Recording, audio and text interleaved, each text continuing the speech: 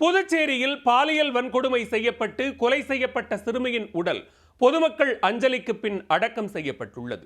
சிறுமி வழக்கில் இருவர் கைது செய்யப்பட்ட நிலையில் ஒருவர்தான் பாலியல் வன்கொடுமை செய்தாரா? விசாரணையில் திடீர் திருப்பம் ஏற்பட்டது எப்படி? புதுச்சேரி மாநிலம் முத்தியால்பேட்டை பகுதியைச் சேர்ந்த 9 வயது சிறுமி கடந்த 2ஆம் தேதி திடீரென காணாமல் போனதால் பெரும் பதற்றம் ஏற்பட்டது. 4 நாள் தேடுதல் வேட்டைக்கு பின் வீட்டருகே சாக்கடை கால்வாயிலிருந்து கை கால்கள் கட்டப்பட்டு வேட்டி துணியால் சுற்றப்பட்ட நிலையில் சிறுமியின் சடலம் மீட்கப்பட்டது. சிறுமியின் வீட்டருகே வசித்த விவேகானந்தன், கருணாஸ் ஆகியோர் சேர்ந்து சிறுமியை கூட்டு பாலியல் வன்கொடுமை செய்தது தெரிய வந்தது. இருவரையும் கைது செய்த போலீசார் அவர்களிடம் இருந்து வாக்குமூலங்களையும் பதிவு செய்துள்ளனர். சிறுமியின் உடல் ஜிப்மர் மருத்துவமனையில் உடற்கூறாய்வு செய்யப்பட்டு பெற்றோரிடம் ஒப்படைக்கப்பட்டது. பொதுமக்கள் அஞ்சலிக்கு பின்னர் உடல் அடக்கம் செய்வதற்காக சிறுமியின் இல்லத்திலிருந்து மயானத்துக்கு இறுதி ஊர்வலம் புறப்பட்டது. பல ஆயிரம் பொதுமக்கள் இறுதி ஊர்வலத்தில் கலந்து கொண்டனர். மயானத்தை அடையும் முன்பாக வழி நெடுகிலும் பொதுமக்கள் சிறுமிக்கு அஞ்சலி செலுத்தினர்.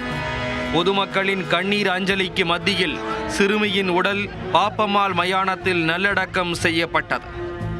சிறுமியின் உடல் வைக்கப்பட்டிருந்த வாகனத்தில் சிறுமி பயன்படுத்திய பொம்மைகள், புத்தக பை, விளையாட்டு பொருட்களும் வைக்கப்பட்டிருந்தன. சிறுமியின் உடலுடன் அவரின் புத்தக பை மற்றும் பொம்மைகள் என அவர் பயன்படுத்திய பொருட்கள் சேர்த்து புதைக்கப்பட்டன.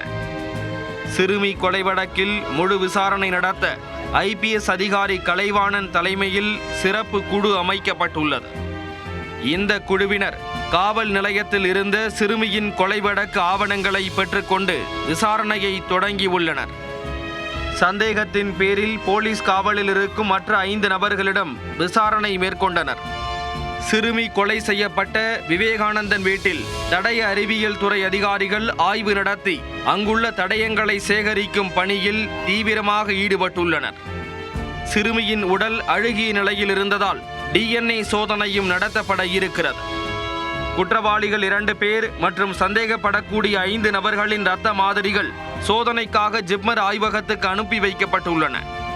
இதற்கிடையே சிறுமி கொலையில் போலீசார் அலட்சியம் காட்டியதாக எழுந்த புகாரை எடுத்து முத்தியால்பேட்டை காவல் நிலைய அதிகாரிகள் முதல் காவலர்கள் வரை கூண்டோடு மாற்றப்பட்டுள்ளனர். முத்தியால்பேட்டை ஆய்வாளர் தனசெல்வம், உதவி ஆய்வாளர் ஜெயகுருநாதன் ஆகியோர் ஆயுத படைக்கு மாற்றப்பட்டுள்ளனர். நாட்டையே திரும்பி பார்க்க வைத்துள்ள இந்த சம்பவம் தற்போது புதுவையில் பெரும் கிளர்ச்சியை ஏற்படுத்தி உள்ளது. சிறுமி பாலியல் வன்கொடுமை செய்யப்பட்டு கொலை செய்யப்பட்டதை தொடர்ந்து ஒரே நாளில் 300 கிலோ கஞ்சாவை பறிமுதல் செய்து பலரை போலீசார் கைது செய்துள்ளனர். புதுச்சேரியில் இதற்கு பிறகாவது குற்ற செயல்கள் தடுக்கப்படுமா என்பதே பொதுமக்களின் கேள்வியாக உள்ளது.